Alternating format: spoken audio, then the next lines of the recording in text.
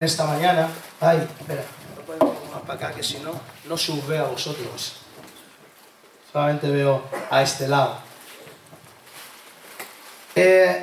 Yo te puedo asegurar que yo no hablo con los chicos de la alabanza, salvo en contadas ocasiones en las que le digo, mira, a lo mejor para cerrar quiero esta canción, o quiero que toquéis esto. Pero conforme Tina, ella estaba orando y estaban cantando esta canción, va al tiro con lo que yo quiero compartirte en esta mañana. Hace unas semanas yo estuve compartiendo un mensaje y titulé a esta serie que hoy voy a predicar sobre algo, y si Dios permite la semana que viene cerraré esta serie, y yo la llamé Una vida victoriosa. Estuvimos viendo hace unas semanas que la primera encrucijada o la primera cosa que tú tienes que resolver si quieres tener una vida próspera, no solamente en Dios, si no eres cristiano esto también te va a funcionar, sino en la vida material, es quitar de ti la arrogancia. Estuvimos hablando sobre la arrogancia, sobre la necesidad de resolver ese problema en nuestras vidas. Y la arrogancia es algo que tenemos que erradicar, porque lo primero que la arrogancia hace es impedirnos pedir consejo.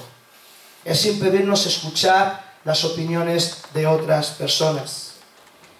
En estas 2 semanas que vienen, esta semana y la que viene, yo te voy a hablar de otras 2 encrucijadas. Hoy vamos a estar hablando sobre la encrucijada de nuestro pasado. Porque todos tenemos un pasado, ¿no? ¿O no? ¿Sí o no? ¿Sí? Ya me había asustado. Digo, a ver si el único que soy terrícola soy yo. Todos tenemos un pasado, bueno o malo, pero todos tenemos un pasado. Y una encrucijada es un cruce de caminos. Y yo creo que todos nos hemos encontrado en algún cruce de caminos, ¿no? ¿Tú te has encontrado alguna vez cuando vas conduciendo aquí, justo aquí en esta esquina? Bueno, en esta no, exactamente en la de delante, tienes un cruce de caminos, ¿vale? Tú vas con el coche y se confluyen diferentes calles. Y se supone que en ellos debes de detenerte, debes de mirar a un lado y hacia el otro, debes observar y ver si puedes cruzar o no puedes cruzar. Muchas veces, en los cruces de caminos, muchas veces en las encrucijadas es donde se define la vida. Y no solamente porque si saltas el stop te pegues un leñazo, sino porque aún en la vida material, muchas veces en las encrucijadas de tu vida, en esas situaciones que ves demasiados caminos y estás en el, ¿y ahora qué hago? ¿Para dónde tiro? ¿Para allá? ¿Freno? ¿Me quedo quieto? Si somos honestos nos daremos cuenta que se reside en nuestras vidas. Ahora bien, hay encrucijadas y encrucijadas. Por ejemplo, tú cuando sales de comer de aquí de la iglesia, ¿ya sabes dónde vas a comer o no? ¿Sabéis dónde vais a comer? Sabéis que me tenéis que invitar, ¿no? Bueno, eso da igual, pero sería bueno, ¿vale? Pero a veces salimos de aquí, somos 4 y el padre dice, yo quiero carne, y la madre, pues yo quiero arroz, y el hijo, pues yo quiero lechuga, y es un movidón porque ¿para dónde tiras? Al final vas a una tienda de comidas que hay de todo, ¿verdad? Pero parece ser una encrucijada, pero eso puede ser una tontería, ¿verdad? Pero, ¿qué vamos a vestir? ¿Qué vamos a comer? Son cosas sencillas, pero hay encrucijadas en tu vida y en mi vida que no son tan fáciles. ¿Con quién me voy a casar? ¿A dónde voy a vivir? ¿A qué voy a dedicar mi vida? ¿Dónde voy a pasar la eternidad?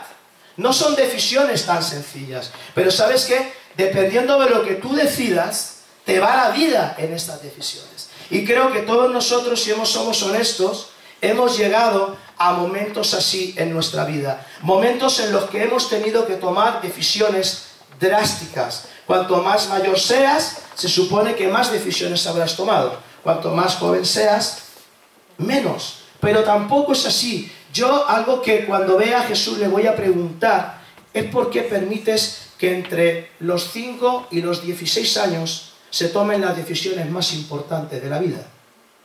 ¿Tú te has preguntado esto? Tú con 16 años decides si quieres estudiar o no quieres estudiar. Decides a qué te vas a dedicar o a qué no te vas a dedicar. Y a veces no nos damos cuenta, pero aún cuando somos jóvenes, tomamos decisiones que van a marcar nuestras vidas. Entonces, tenemos que tener cuenta que son encrucijadas bastante importantes. Y en esta mañana me gustaría hablar sobre una encrucijada que muchas veces nos detiene, que muchas veces nos frena, que muchas veces impide, y no importa que tengas 10, 16 o 30 o 50 años o 60, no importa. Muchas veces nuestro pasado, lo que llevamos atrás, nos impide que el plan de Dios se cumpla en nuestras vidas. Y me gustaría que fuéramos a uno de los pasajes más interesantes de la Biblia para mí. Está en Jeremías 6:16, si lo podéis poner.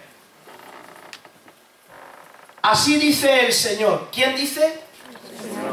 Que el pastor, tú, no, el Señor. Y me gustaría que en esta mañana recibiéramos esto de parte de Dios. Así dice el Señor: deténganse en los caminos y miren y pregunten por los senderos antiguos. Pregunten por el buen camino y no se aparten de él. ¿Y cuál será el resultado? Así hallarán el descanso anhelado. Quiero que observemos, porque esto habla de encrucijadas, habla de un cruce de caminos. Y la propuesta de Jeremías es muy interesante. Él está diciendo que tomemos decisiones correctas. Y para tomar decisiones correctas, aquí nos habla de 5 acciones que nosotros tenemos que hacer. Y creo que Dios nos está llamando a detenernos y a darnos cuenta si vamos a continuar tomando decisiones importantes, siguiendo la línea de toda nuestra vida, o vamos a detenernos, vamos a observar el fruto que estamos recogiendo, vamos a ver si realmente estoy recogiendo aquello que estoy sembrando, voy a parar, voy a ver si realmente mi vida va a ser próspera o está siendo próspera, y si no lo es, voy a tomar decisiones. Estamos en una encrucijada. Por eso creo que una de las decisiones más importantes que tú y yo debemos de tomar es cambiar la dinámica de nuestro pasado. ¿Cómo has tomado decisiones en el pasado? Por ejemplo, ¿cómo vas a seguir manejando tu economía? ¿Igual que toda tu vida? ¿O vas a empezar a manejarla según la palabra de Dios? Por ejemplo, ¿cómo vas a manejar tus relaciones? Igual que lo has hecho siempre y al final has cosechado a lo mejor no lo que te está gustando. ¿O vas a tratar las cosas según el consejo de Dios? ¿Cómo vas a tratar? ¿Cómo vas a vivir tu vida como dicen las telenovelas? ¿O como te enseña verdaderamente la palabra de Dios, que te da principios prácticos? Y quiero que vayamos a este pasaje. Hoy me he vuelto tecnológico, ¿eh? Es que como aquí lo hacen, pues yo no quiero ser menos, es pura envidia, ¿eh? Pero me he hecho tecnológico. Pero por lo menos soy sincero, no me escondo, ¿eh? Aquí como van todos con punteros, pues yo también, ¿no? No, lo he querido usar porque es interesante. Mira, fíjate los verbos que aquí dice. Primero, deténganse. Mire, pregunten, no se aparten y hallarán el descanso anhelado. 5 verbos que habla de 5 acciones.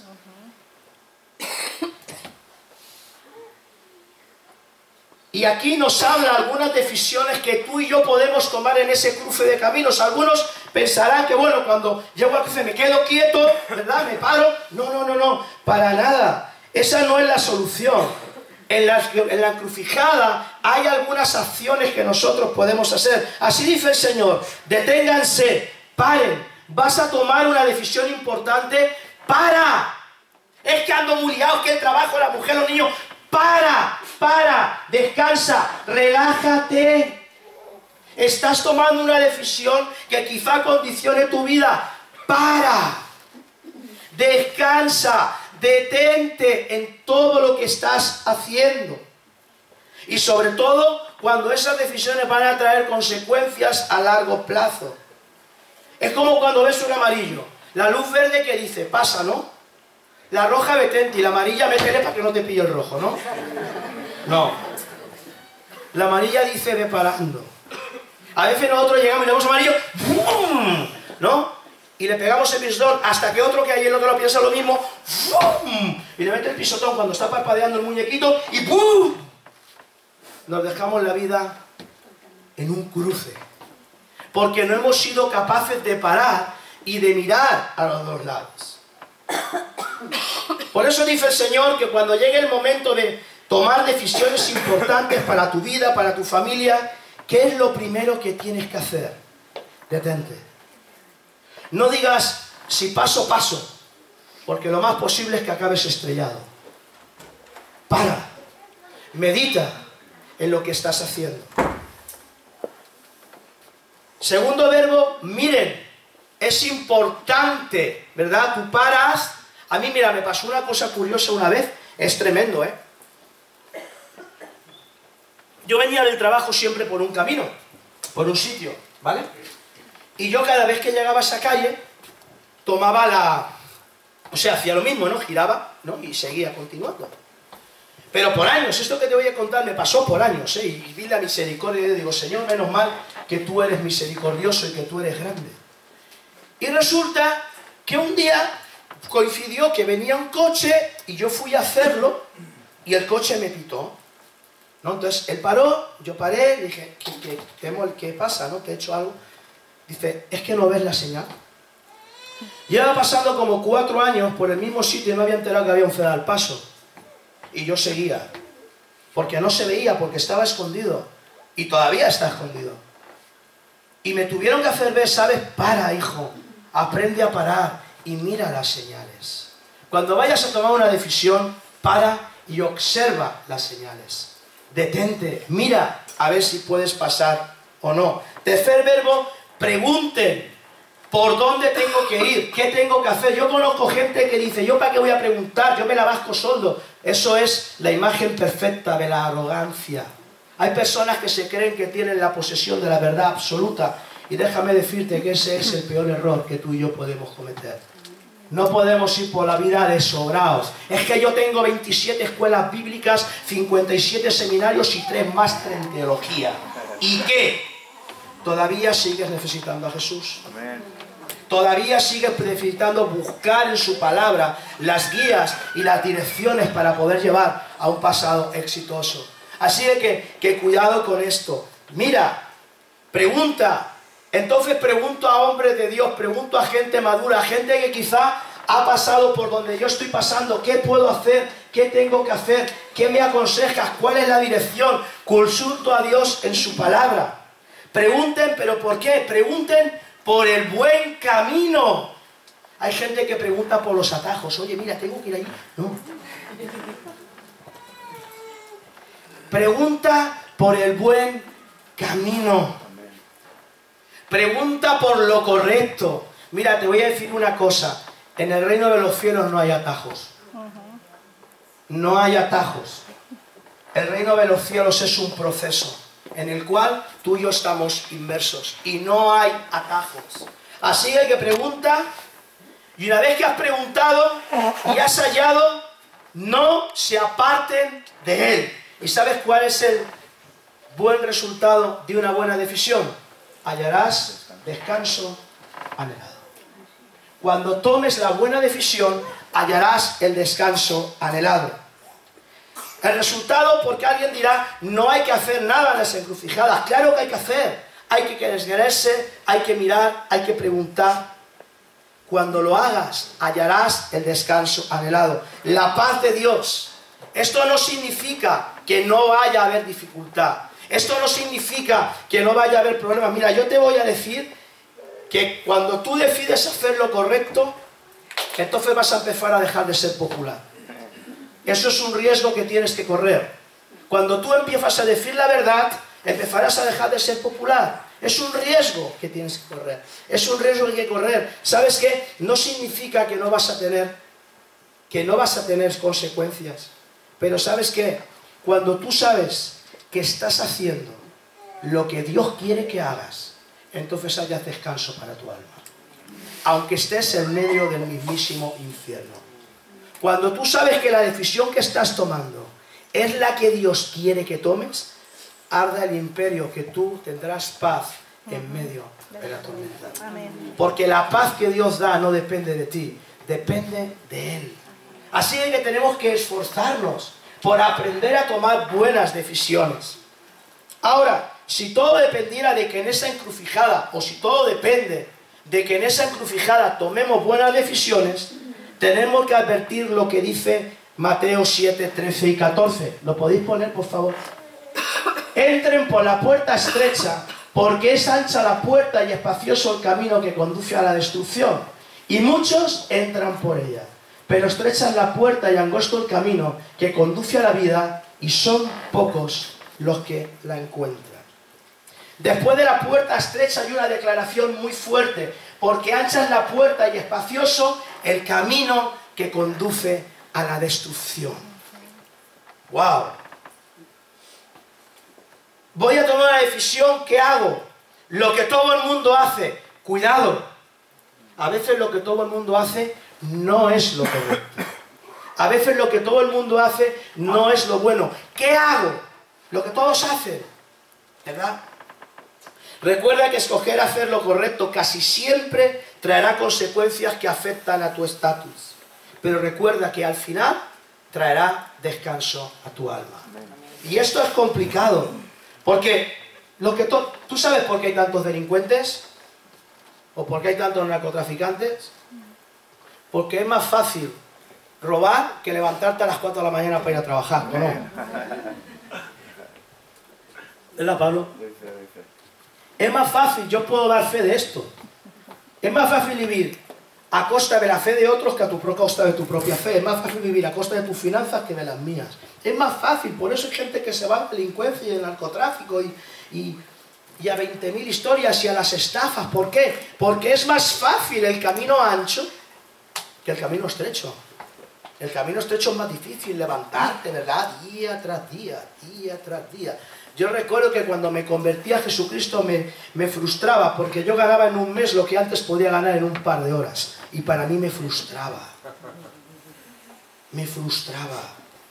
Decía, todo un mes trabajando para esto, pero si esto yo antes lo sacaba en 3 minutos y medio.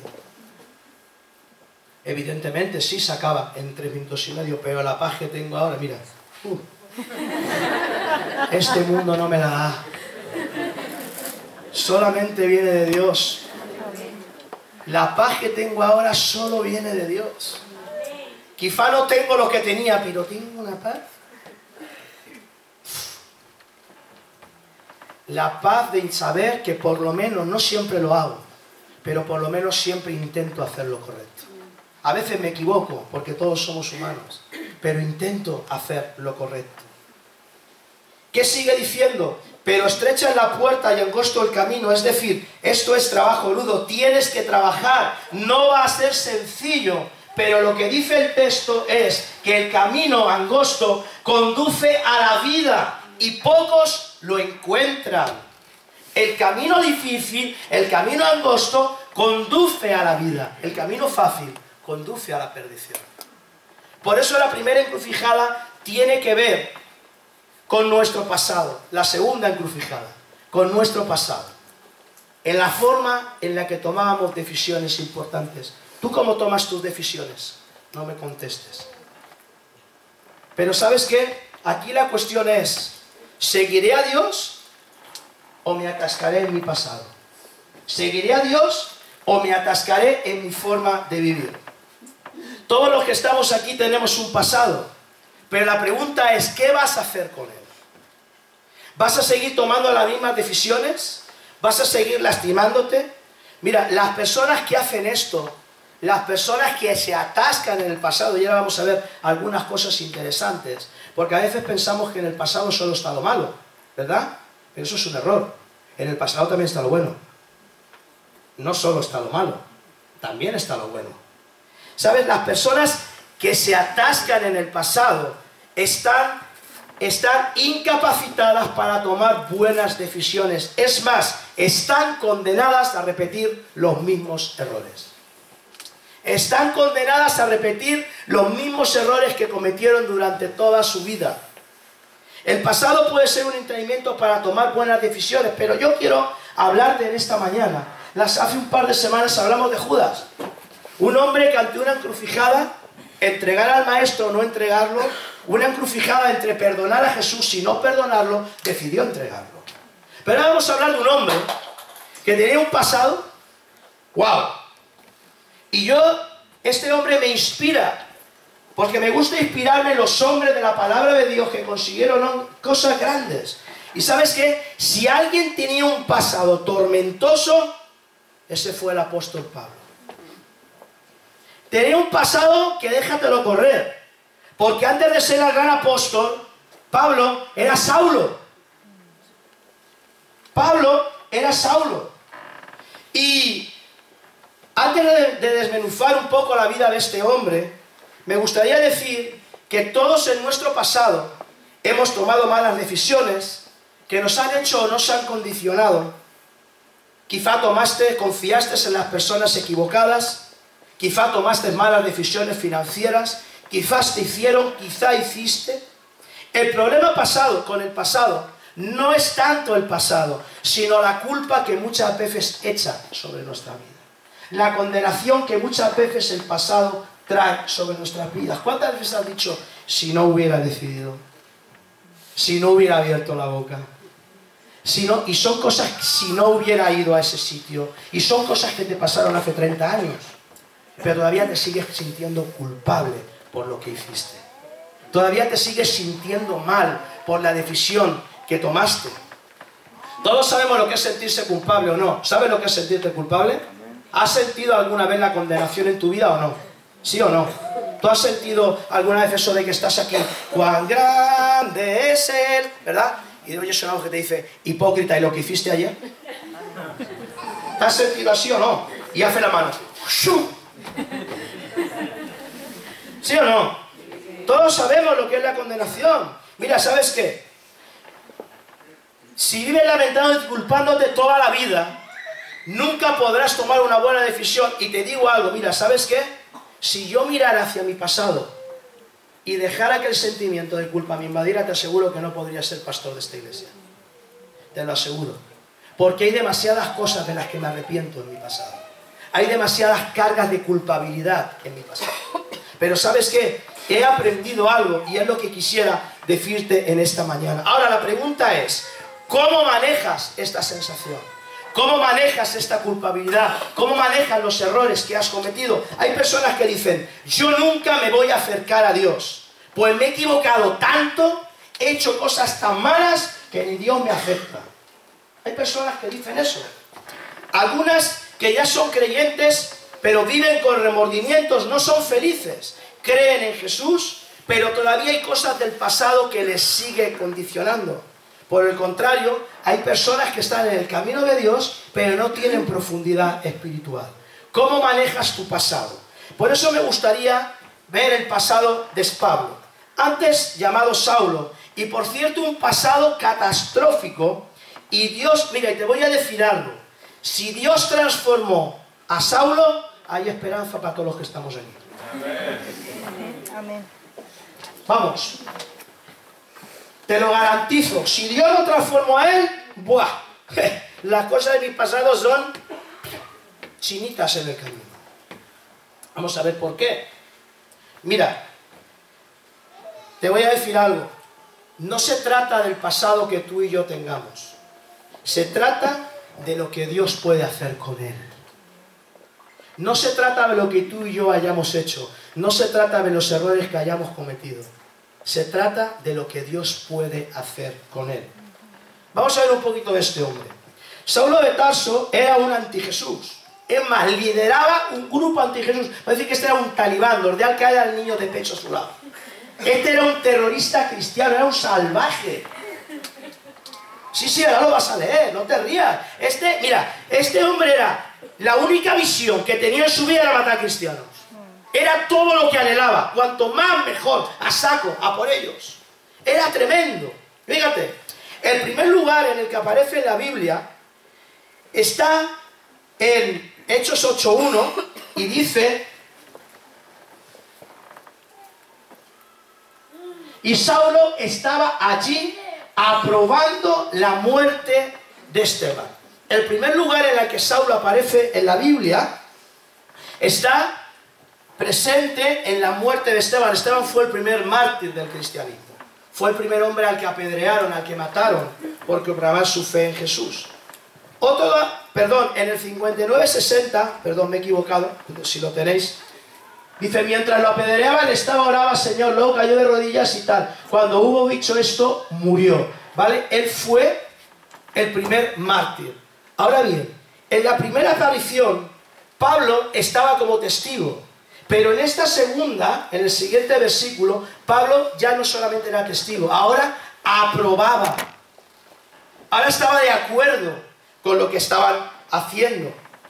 Fíjate cómo se va recrudeciendo la vida. Al principio solamente no tenía temor, ahora sentía. Pero las cosas no pararon ahí. En el versículo 3 del capítulo 8 dice: Saulo por su parte causaba estragos en la iglesia, entrando de casa en casa, arrastraba a hombres y mujeres y los metía a la cárcel. O sea, iba increscendo, ¿vale? Este tipo se superaba a sí mismo. Primero observaba, luego asentía y ahora perseguía. ¿Cuál era el delito de esta gente? Nada, sencillamente creer en Jesús. Era todo lo que habían hecho. No eran violadores, no eran ladrones, simplemente era gente que había confiado en Jesús. Saulo no tenía límites, tenía el poder de destruir y ese era el objetivo: quitar, borrar del mapa todo lo que tuviera que ver con cristianismo. Hechos 9, 1, 2 dice: mientras tanto, fíjate, Saulo, imagínate esto, respirando a una amenaza de muerte. Imagínate el odio de este hombre, respirando, lo mato, ¿no? Respirando, odiaba contra los discípulos del Señor. Fíjate, no solamente los perseguía, los arrastraba, no, sino que encima se presenta al sumo sacerdote y le pide cartas de extradición para la sinagoga de Damasco. Tenía la intención de encontrar y llevarse presos a Jerusalén a todos los que pertenecieran al camino, fueran hombres o mujeres. ¡Wow! No solamente cogía, no solamente agarra una misión, sino que al final pide cartas para perseguirlos aún en el extranjero. Esto era tremendo. Era tremendo. Ahora fíjate, en el testimonio de su conversión, él dice exactamente lo mismo. En Hechos 26, 10 y 11 dice: eso es precisamente lo que hice en Jerusalén. Con la autoridad de los jefes de los sacerdotes, meto en la cárcel a muchos de los santos y cuando los mataban, yo manifestaba mi aprobación. Muchas veces anduve de sinagoga en sinagoga, castigándolos, fíjate, para obligarlos a blasfemar. Mi obsesión contra ellos me llevaba al extremo de perseguirlos, incluso en ciudades del extranjero. ¿Sabes qué? Pablo era perverso. Estaba equivocado. Había sangre inocente en sus manos. Estamos hablando de que él castigaba a las personas que creían en Jesús. Al punto que vamos a llegar ahora es que Pablo, por alguna razón, yo creo que es el propósito de Dios, evidentemente, llega a una especie de encrucijada. Y creo que él se detiene, mira a un lado, mira a otro lado y dice: ¿qué voy a hacer? Dice: ¿qué voy a hacer? ¿Voy a seguir como vivía, dedicándome a matar cristianos, o voy a seguir a Jesús? Esa es la encrucijada en la que Pablo se detiene. Y esa es la encrucijada en la que tú y yo tenemos que decidir. ¿Qué voy a hacer con mi vida? ¿Voy a seguir viviendo como he vivido o voy a cambiar? Déjame decirte, son las 1 menos cuarto, entraste aquí aproximadamente a las 12 menos 20. Eso ya es pasado. ¿Cómo voy a decidir? Si hubiera decidido seguir, seguramente Dios le hubiera puesto un alto. Pero ¿sabes qué? La gracia de Dios es tan maravillosa, la gracia de Dios es tan grande, que a veces coge vidas que están realmente rotas, realmente equivocadas, y las usa para su gloria. Amén. ¿Y sabes qué? Luego usa a esta vida, al tipo que dijo estas palabras. ¿Sabes para qué lo usa? Para decir: ¿quién nos separará del amor de Dios? Amén. ¡Wow! Y otra vez, ¡wow! Aquel que perseguía a Cristo gracias a la gracia transformadora de Dios, dice, ¿quién nos separará del amor de Dios? Eso es, ¿hay esperanza para ti y para mí o no? Amén. ¿La hay o no la hay? Claro que la hay. Si Él fue capaz de cambiar. Eso nos lleva a la segunda parte de su testimonio. Primero tuvo una encrucijada, después tuvo una convicción genuina. Hechos 9, 3 al 5 dice, en el viaje sucedió que al acercarse a Damasco, una luz del cielo relampagueó de repente a su alrededor. Él cayó al suelo, aquí me cargo lo del caballo, porque muchos dicen, y cayó del caballo, la Biblia no habla de caballo, ni de burro, ni de nada. Muchas veces suena muy bien, y Pablo iba en el caballo, y Dios y se... No, no hay caballo. Queda muy bonito, pero no hay caballo. Siento haberme cargado alguna teología de alguien, pero no hay caballo. Yo muchas veces predicaba, iba en el caballo, hasta que un día leyendo la Biblia dije, pues no habla de caballo. Lo más posible es que fuera en un caballo, en un asno, porque era como se movían, pero la Biblia no lo pone. Quizá fuera andando, ¿vale? Pero dice que él cayó al suelo y una voz que le decía, Saulo, Saulo, ¿por qué me persigues? Fíjate lo que este hombre hace. Se detiene y pregunta, ¿quién eres? Preguntó, yo soy Jesús, a quien tú persigues. Contestó la voz, fíjate. Preguntó y escuche la respuesta. Levántate y entra en la ciudad, que allí se te dirá lo que tienes que hacer. Imagínate, yo creo que a este tipo en su vida nadie le había dicho lo que tenía que hacer. Era un tipo que decía, yo, fariseo de fariseos, ¿qué pasa? A los pies de Gamaliel, ¿quieres más currículum? Yo, perseguidor de cristianos, he matado a 70.000. Hitler se quedó corto a mi lado. Yo los exterminaba, los mataba. ¿Qué me estás contando? Y de repente se encuentra con alguien a quien pregunta, ¿quién eres? Yo soy a quien tú estás persiguiendo. Y cae al suelo y se le dice, entra, ve a la ciudad y se te dirá lo que tienes que hacer. Ahora, ¿sabes cuántas veces en el libro de Hechos se menciona esta historia? 3. 3 veces. En el capítulo 9, en el capítulo 22 y en el capítulo 26. Y cualquiera podría decir, Pablo, no seas cansino, que ya nos hemos enterado de cómo te convertiste. Que ya lo sabemos, no lo repitan más. Pero ¿sabes qué? Cada vez que Pablo contaba este testimonio, no era para lavarse las heridas o enorgullecerse de lo que había hecho. Cada vez que lo contaba era para exaltar la gracia de Jesucristo. Cada vez que él hablaba esto era para dar esperanza. Era como decir, mira, si Dios trabajó conmigo, si Dios me cambió a mí, no hay ninguna razón para que no pueda cambiar de ti. Solamente depende de las decisiones que tomes en las encrucijadas. Observa la manera correcta de tratar con nuestro pasado. Porque muchas veces nos compadecemos de nosotros mismos. Es que si tú supieras, Juanjo, lo que me hicieron. Es que si tú supieras por dónde yo tuve que pasar. Es que me insultaron, es que me criticaron, es que levantaron falsos testimonios contra mí. Es que si tú supieras, y ahí vamos recordando todo nuestro recorrido. Y yo te pregunto, ¿esto te edifica? ¿Te edifica traer a tu mente las cosas malas que te han pasado? ¿Te ayuda en algo? Yo creo que no. ¿Verdad? Pero cada vez que Pablo hablaba de su pasado decía, pero la gracia de Dios me alcanzó. ¿Ves la diferencia? La gracia de Dios me alcanzó. La gracia de Dios me alcanzó. Y eso es exactamente a lo que estamos llamados tú y yo. A exaltar la gracia de Dios a través de lo que Él ha hecho en tu vida y en mi vida. A eso estamos llamados nosotros. A exaltar a Jesucristo a través de lo que Dios ha hecho en nuestras vidas. Y lo primero que Dios ha hecho es meter las manos y transformar. Mira, no importa lo que hayas hecho, no importa lo que haya pasado, lo que realmente importa es que cuando Dios llega a una vida, la transforma por completo.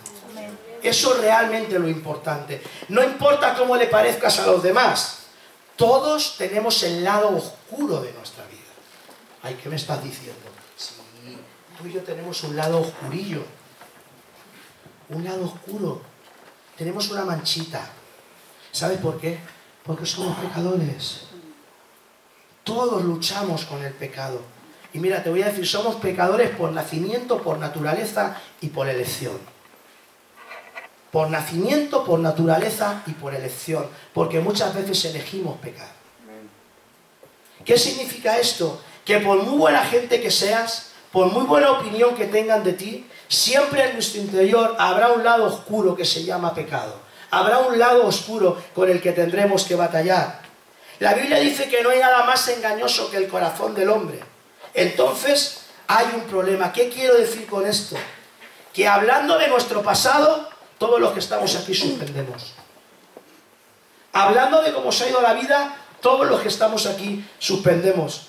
Y lo digo porque muchas veces las personas dicen, y siendo tan pecador vas a la iglesia, pues sí, por eso que soy un pecador voy a la iglesia. Si no, ¿para qué ir? ¿Para qué ir? ¿Verdad? No lo haríamos. ¿Sabes qué? Yo cambio los conceptos. Vengo aquí porque sé que en lo más profundo de mi corazón habita una cosa llamada pecado y quiero vivir una vida libre gracias a la gracia de Dios. Por eso vengo a la iglesia. Por eso me acerco a Jesús. No porque fuera perfecto, no porque esté sano, porque entonces Jesús no habría venido para mí. Gloria a Dios.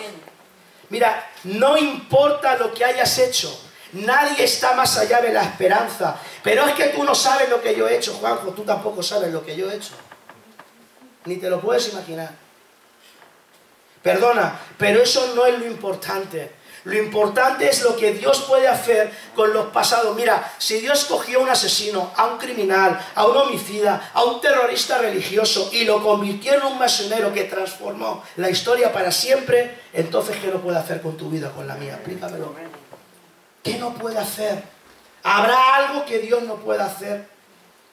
Aunque tu pasado esté viciado, puedes encontrar un nuevo comienzo en Dios. En pocas palabras, nunca es demasiado tarde para comenzar a hacer lo bueno. Ay, cómo hubiera gustado escuchar esto con 15 años, ¿verdad? ¡Ah! ¿Cuántas equivocaciones me hubiera ahorrado? No, ¿sabes qué? Ahora, lo estás escuchando ahora. La bendición es que podemos empezar hoy, cuando salgamos de aquí, podemos empezar a tomar decisiones diferentes. Hoy, no mañana, hoy, ahora mismo, tú y yo tomamos una decisión inmediata. La bendición es que puedes empezar a dejar el pasado donde tiene que estar y extenderse a un futuro glorioso en Cristo Jesús. Pero tú y yo lo decidimos. Después de todo, cuando llegamos aquí, ya forma parte de nuestro pasado. ¿Por qué el pasado? Mira, el pasado de Pablo es tan difícil que algunos no creyeron en su conversión. ¿Te acuerdas de cuando llegó a Jerusalén? Porque le dice, ve y entra y se genera, ¿no? ¿Te acuerdas cuando llegó a Jerusalén? Lo que pasó. Hermano Saulo, bienvenido. Qué bueno que viniste a este lugar. ¡Aleluya! No lo recibieron así. ¿Sabes cómo lo recibieron? No se fiaban de él. ¿Quién se iba a fiar de un tipo así? Tú imagínate a alguien que había matado cristianos y de repente llega a una habitación donde está la plana mayor del cristianismo. Y dice, os amo en Cristo. ¿Qué le ha pasado a este? ¿Qué se ha fumado?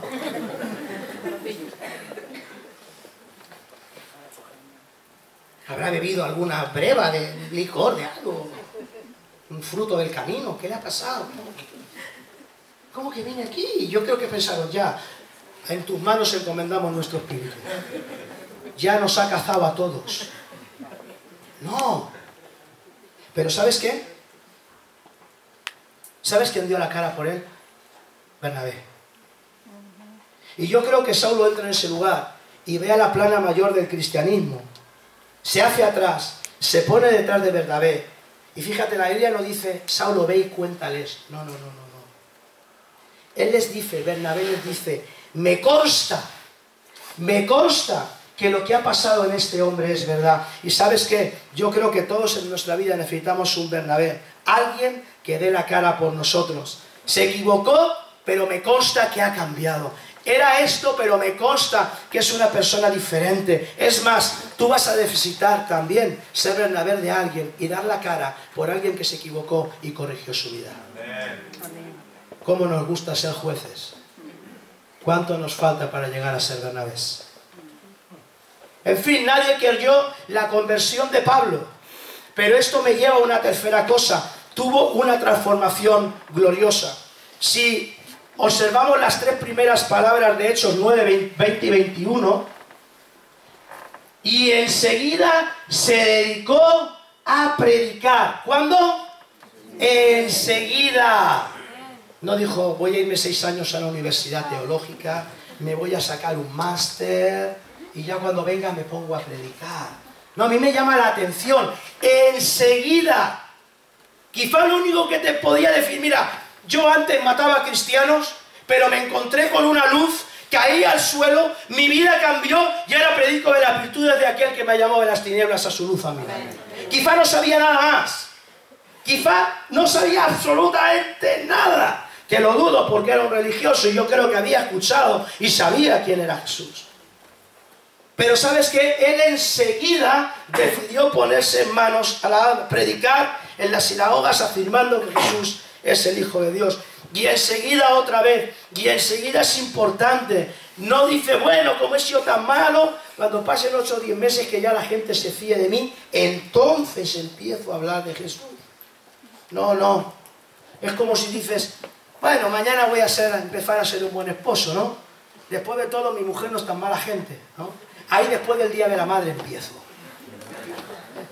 ¡No! ¡Empieza hoy! Es como si dices, Señor, bendíceme. ¿Cuántos queréis que Dios os bendiga? ¿Pero en diciembre? Ahora no. Pues esto es igual. Esto es igual. Enseguida, este hombre vio el error y enseguida lo corrigió. ¿Sabes qué? Es lo mismo que hace Dios. Cambia la esencia de nuestro interior. Él cambia la esencia de lo que éramos. Eso hace Dios con sus hijos. Un cambio inexplicable de adentro hacia afuera. No de afuera hacia adentro, sino de dentro hacia afuera. Ahora, tú puedes cambiar. Porque la sociedad te dice, tú puedes cambiar tu peinado, puedes cambiar tu forma de vestir, puedes cambiar tu forma de hablar, te puedes ir al gimnasio, ponerte cachas. Yo soy, como le decía un día, yo soy modelo de gimnasio, lo que pasa es que yo soy el de antes, el que entra. Pero soy modelo de gimnasio. Puedes cambiar y puedes hacer un montón de cosas en tu vida. No hay problema. Claro que puedes hacerlo. Pero ¿sabes qué? ¿Sabes qué? Lo más maravilloso es cuando cambias interiormente llevando los mismos trapos. Eso es lo más bonito. Cuando cambias interiormente llevando los mismos trapos. La gente te sigue y va a poder observar que tú hoy, 8 de abril, has decidido salir de aquí y vivir de una manera diferente. Y tomar decisiones de una manera diferente a como las has venido tomando en toda tu vida. No cambió sus sandalias ni su túnica. No, lo que le pasó a Pablo fue algo interno. Esos cambios solamente los puede hacer el Señor. Por eso fue lo que pasó con Saulo y me hace mucho pensar en la palabra transformados. En el caso de Pablo esta transformación fue gloriosa. Vimos un hombre anti Jesús que se convirtió en un siervo de Dios. ¿Y sabes por qué utilizó una vida para de él? Para ilustrar que aún con un pasado complicado, tú y yo podemos ser usados por Dios, que es lo más maravilloso. Quizás tú me digas, pero yo nunca he pasado, no tengo un pasado tan malo. Mira, mis papás eran cristianos. Yo, fíjate, no me he enterado ni si me he convertido, porque como todavía en la iglesia. Deberías de preguntártelo, ¿eh? Porque no se trata de que conozcas al Dios de tus padres, se trata de que conozcas a tu propio Dios. Ese es el kit de la cuestión. Yo desde pequeño fui a la iglesia, metí algunas veces la patilla, pero nada grave. Yo no maté a nadie, ni me drogué, nada. No hay problema con eso, mejor para ti. Mejor para ti. Si no has tenido que drogarte como yo para conocer a Jesús, eso que te has ahorrado, mejor para ti. Aleluya, doy gracias a Dios por tu pasado. Lo maravilloso es que no importa el pasado que hayas tenido. Lo que importa es quién entra para cambiarlo. Eso es lo que realmente importa. ¿Quién entra para cambiar tu pasado? Mi pregunta es, ¿tendrás un pasado tan grave con el que Dios no pueda hacer nada? ¿Y seguirás dejando que lo que te hicieron o que lo que hiciste te condicionen en tu presente? ¿O tendrás un pasado tan bueno que te lleve a pensar que no necesitas a Dios para nada? Mira, no puede haber nada nuevo en nuestras vidas si seguimos atascados en nuestras viejas maneras de pensar, si seguimos atascados en nuestras viejas antiguas maneras de decidir. Porque ¿sabes qué? En el pasado básicamente hay una de dos. Esto es muy sencillo y estoy terminando. Me he propuesto predicar 45 minutos que luego me riñen. Entonces me pongo las pilas con esto. Llevo 43. Estoy controlando. Así que ¿quién me da 5 minutos? A ver, levantad la mano. 5, 10, 15, 20, 3 horas. Vale, ya podéis bajarla. Mira, en el pasado hay una de dos. Una, en el pasado están todas las formas en las que te han herido. Nos han lastimado, nos han engañado, nos han ofendido. Y si tú te quedas ahí, ¿sabes lo que va a pasar? Que te vas a llenar de amargura. Pero también hay otra. Están todos mis logros, todas las cosas que he conseguido. Pero ¿sabes lo que pasa si te quedas ahí? Que te vas a llenar de soberbia. No hay más. Está lo bueno y lo malo. Es que si tú supieras, yo no me fío de ningún pastor porque me engañaron. Sí, pues nada, tú mismo. Adelante, campeón. Es que si tú supieras lo que sí, que yo ni me lo imagino lo que te han podido hacer. He escuchado cosas muy fuertes y cuando creo que me he sorprendido, de repente encuentro otra más fuerte. Y digo, madre mía, esto no tiene fin. No importa. O vas a seguir sentado en tu propia nosa. Aquí, a mí que me van a enseñar en la iglesia. Si yo ya voy de sobrado. Yo y Dios. Dios y yo y yo y Dios. Y todo lo demás me sobra. ¿Eh? ¿Para qué? A ver, pequeñuelo, ¿qué me vas a enseñar esta mañana? Si yo llevo 30 años convertido más que tú, cuando tú te drogabas yo ya estaba predicando. Bueno, eso es la gracia de Dios. ¿Qué quieres que te diga? Está o el orgullo o la amargura. No hay más. ¿Qué vas a hacer con ello? ¿Qué decisión vas a tomar? Entonces, mejor llevo el pasado, lo bueno y lo malo, delante de Dios. Por eso te digo que si quieres tener una vida exitosa, si quieres tener una vida de victoria, la primera cosa es despójate de la arrogancia. Quítatela. Vimos que es muy sutil. Si no la has escuchado, puedes entrar a la página web y escucharla. Despójate de la arrogancia. Para que cuando puedas llegar a la encrucijada de tu pasado, puedas decidir qué voy a hacer con él. Y no voy a dejar que arruine mi relación.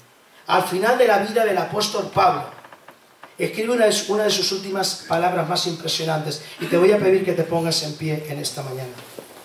Con este versículo voy a terminar, pero me gustaría que lo leyeras conmigo. Me gustaría que pudieras leer esto conmigo. ¿Quieres? ¿Queréis? Lo leemos juntos. 1 de Timoteo 1, 15 al 16. Este mensaje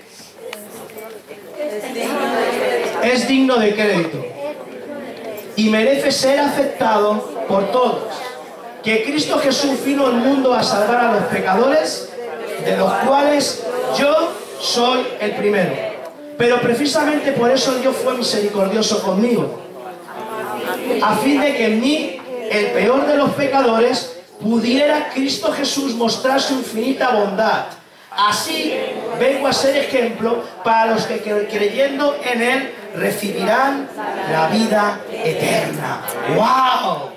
Amén. Esto es gracia sobre gracia. Entonces, ¿sabes qué? Dios nunca desperdicia una herida porque hará de ella un corazón transformado. Dios nunca desperdicia una situación porque la cambiará para bendición, para tu vida. Y si Dios te restauró, y si Dios te sanó, lo hizo para algo más que para seguir lamentándote de tu pasado. Lo hizo para algo más que para seguir machacándote por lo que hiciste o lo que no tendrías que haber hecho o lo que dejaste de hacer. Y lo hizo para mucho más que para que te enorgullezcas de Él. Porque si sobre ti sobreabundó la gracia, posiblemente Dios quiere que a través de ti sobreabunde en la vida de otras personas. Y puedas hablar de aquel que murió por ti. Y puedas hablar de aquel que, ¿sabes lo que hizo Jesús? Canceló el acta que había contra ti y la rompió. Anuló el acta que había contra ti y contra mí. Mi pregunta es simple. ¿Qué vamos a hacer con el pasado? Imagina que estás parado en una esquina, miras, observas, te detienes y preguntas, ¿qué voy a hacer? Me gustaría que inclinaras tu rostro en esta mañana. Mira, yo no sé qué hayas hecho o qué te hayan hecho, pero te animo a que lo pongas en las manos de Dios, porque es el único lugar donde hallarás perdón y limpieza.